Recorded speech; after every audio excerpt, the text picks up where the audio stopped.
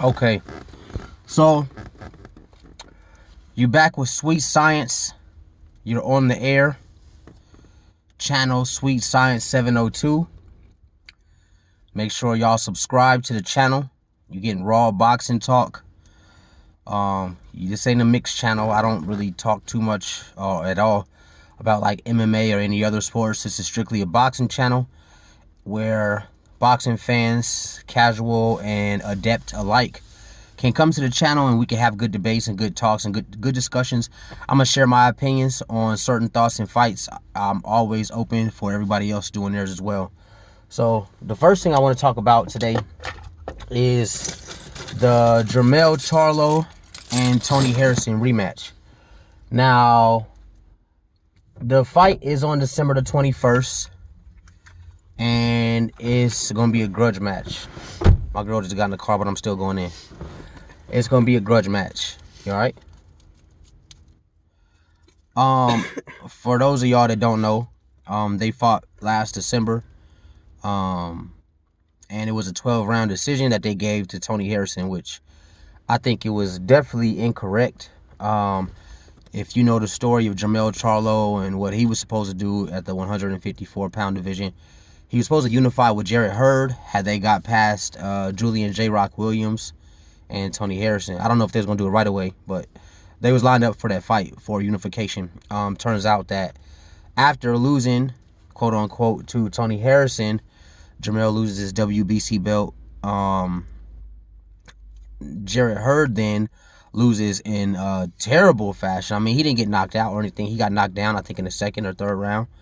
But he loses in terrible fashion to Julian J. Rock Williams, which is how ironic that that's the case, because J. Rock beat Hurd, who was supposed to fight Jermell, but before Jermell Charlo moved up to the 160-pound division, he knocked J. Rock out. So I think that's interesting. So congratulations and kudos to J. Rock for being able to get back in the groove, bring that back, make a comeback, and he's now a unified champion at 154. So that's a good thing. Now we got the grudge match between Tony Harrison and Jermell Charlo coming up on the 21st. Now, if you watched the first fight, I watched it a couple days ago with my girl. Obviously, we've never sat down and grabbed a scorecard and sat at a fight and was an official scorer for a fight. So, no, I'm not an official scorer. So, we're getting that out the way now. But I've been watching boxing for the greater part of 10, 12 years. And, I mean, we're not dumb. You know what you're looking at. You know how to score a fight. So, if I'm not mistaken, I think, babe, what do we have Tony Harrison at? Was it he won 4 rounds? I think it was 4. I want to say 4. I think so. And we both watched it. We saw the same things. So I had it 8-4 in the favor of Jermell. And in addition to the fact that I had it 8-4, there's other things you got to take into account. When you got a challenger fighting the champion, right? It's more than just the scorecards. If you're the challenger coming to the champion, you have to take the belt from the champion. Tony Harrison went into that fight to survive. When you watch that fight, that's all he was doing. He was surviving. They try to say that the announcers were biased. Well, I don't think Lennox Lewis is like that. I think he gives his honest opinion on fights. Lennox Lewis doesn't really take sides in anything. He's just a man of his word, and he just speaks on what he sees. Now, this is a professional boxer himself. He was a unified champion in his day. So when you watch that fight and Lennox Lewis is talking, he's telling you that Tony Harrison needs to do more if he wants to take that belt from Jermell Charlo. He has to take chances. He wasn't taking chances, and he wasn't taking chances because he was in that fight to survive. He wasn't in that fight to knock Jermell Charlo out. He wasn't in that fight to bring the fight to Charlo and make it a brawl, make it nasty. He wasn't in the fight for any of that. He was strictly there trying to survive, into which, even with him trying to survive, there was a few points in that fight. The man looked like it could have got extremely bad for him, especially in the 12th round, because I guarantee you, had Jermell hit him with 3 more of them flush shots, he probably would have been out of there. So the fact that he didn't take it to Jermell had to chase him around. He was the aggressor and the champion. He didn't take it to Jermell. Basically fought off of counters. The only thing he really was hitting Jermell with was jabs. I mean, they count. Jabs do count, but that's the only thing he was touching him with. And did he hit him with 100% of his jabs? No. So that's the only thing that he was touching him with. Yet on the other hand, he was getting wobbled on several occasions and getting hit with some pretty big shots. His biggest shots again were jabs. So he didn't take it to him. He didn't have ring generalship. You can't have ring generalship if you're not the aggressor. You understand what I'm saying? Or if you're not standing your ground. He didn't really stand his ground. He was on his bicycle the whole night. So I was so sure when I watched that fight that Jermell had won it, I'd actually walked off while they were doing the announcement for the decision, because I just knew that Jermell won that fight. And I remember hearing and and it just completely blew me away. I think the judges got it wrong on that one. I think that was a robbery. And like I said, when you watch it, look at the scorecards that they actually had, that they were showing on the screen, and then listen to what Lennox Lewis is saying, a unified champion who obviously knows how to score boxing, him being a professional boxer himself. And then even when they got the interview, I don't know if it was Boxing Ego or FightHype.com or Dante's Boxing Nation or whoever it was, could have been Ellie Setback. After the fight, they ran into Jarrett Hurd, who was obviously at that fight to ensure that him and Jermell Charlo was going to be able to get the unification should Jermell Charlo the first time beat Tony Harrison. And when they caught Jarrett Hurd in the hallway, they said, "Jarrett Hurd, what's your thoughts on the fight?" They asked him, and his specific words were, "I think the refs got it wrong on this one." So this is another professional boxer at 154 with Jermell Charlo. So him saying, "I think the judges got it wrong," I mean, everybody just feels like it was a robbery. Tony Harrison is under the impression that he whooped Jermell Charlo's ass. That's not what I saw. And I'm not even just saying that because I'm not really a big fan of Tony Harrison. Not saying I wish anything bad on him or anything like that, but I don't really check for a lot of Tony Harrison fights. But, respect to him. It takes a lot of, gall to get in there and do your thing. It takes a man.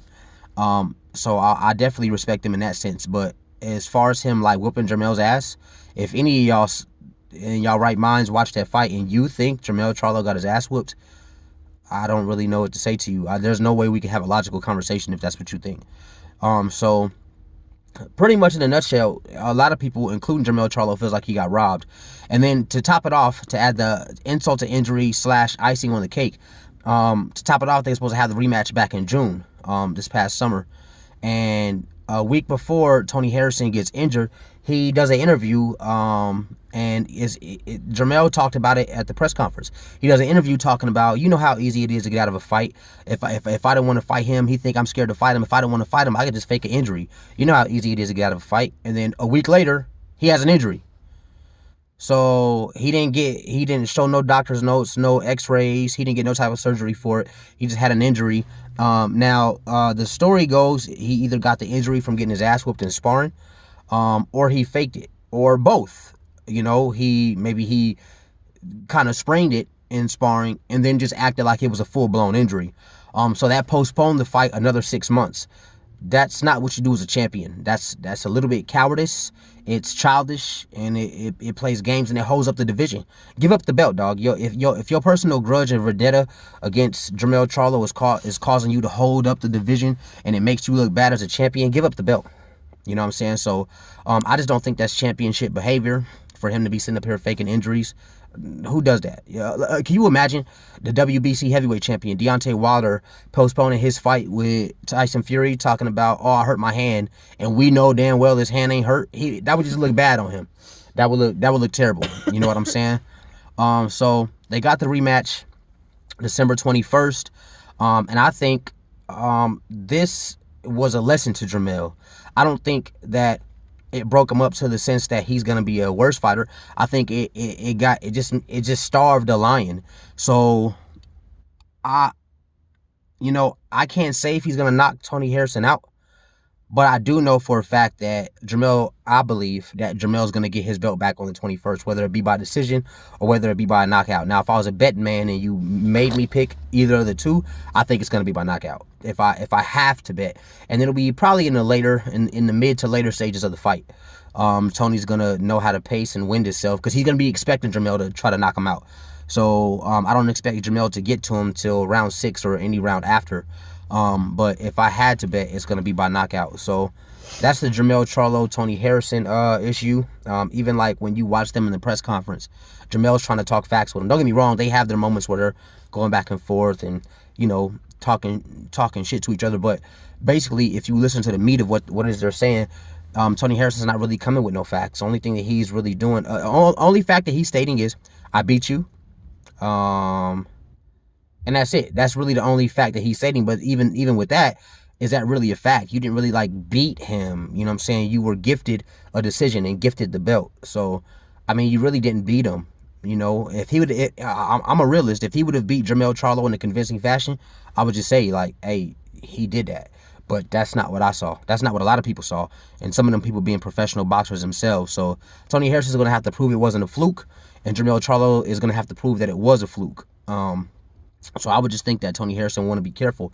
Now, in the press conferences, it just shows what's really going on, because Tony doesn't come with any facts. He just goes to name call and to basically be childish. When Jermell talks, listen to what he never answers Jermell's questions, and listen to what he says. He says the same stuff over. Shut up. You a boy. You a hoe. That's all he says. You a sucker. That's cool. But we trying to have a conversation like men. We trying to get to the facts. Like, let's talk. Let's talk. Don't sit here and call me names. Anybody could do that. My daughters could do that. Well, they can't do it right now because they're too young. But you get what I'm saying. High school kids could do that. You know what I'm saying? Sit there and call each other names. But let's really talk. Let's get into the meat of what it is we're trying to talk about. You know what I'm saying? So he already admitted once that he faked the injury. I don't know if all y'all forgot or if everybody trying to act like that didn't happen. But he already admitted once that he faked the injury in the initial press conference when Jermell asked him. So when Jermell tries to ask him why he faked the injury, he says stuff like, well, I'm here now. Well, I'm here now. Well, shut up. You a hoe. Answer the question. Why did you fake the injury? Or were you scared? Did you need more time? And if you keep it 100, I would actually respect him if he was like, you know, I didn't feel like I was ready. And, you know, I admit that it wasn't honorable, but I did it to give myself more time to prepare for this fight. If he would have said that, I would have been like, okay, well, that's why he did it. Next. You know what I'm saying? But the fact that he's sitting up here lying and he's not trying to answer the question, it just makes him look stupid. And he swears he's in Jermell's head, but I don't think that's the case at all. I think it's the other way around. I think Jermell's in his head. So December 21st, I'm definitely going with Jermell Charlo to get that WBC strap back. And then after that, we got to see what's going on with J-Rock and who he's going to fight. I'm not 100% sure who it is. It could be Edislandi Lara. If it is him, I would probably side with J-Rock on that fight, but it ain't going to be easy. You know what I'm saying? So hopefully we can still get a unification match between, I guess, J-Rock and Jermell, which would make for a better story. You know, don't get me wrong, because we know that after Jarrett Hurd lost to J-Rock, he moved up out of the division, and he went one division higher to Jermell Charlo's division of 160. So obviously we probably ain't going to get the Jermell Charlo Jarrett Hurd fight, but it would be interesting and it would make for a better story for us to get the J-Rock Jermell unification match, because Jermell's older brother by a minute, knocked out J-Rock. So if Jermell can do the same thing and in more devastating fashion, it just proves that he's ready for 160, and he would unify at that point. He would have nothing left to do in the division. There's nobody else he has to prove anything to once he beats Tony Harrison, and if he gets a unification match with Julian J-Rock Williams. So that's what I got for you today. Sweet Science, you're on the air. Smash the like button, subscribe to the channel.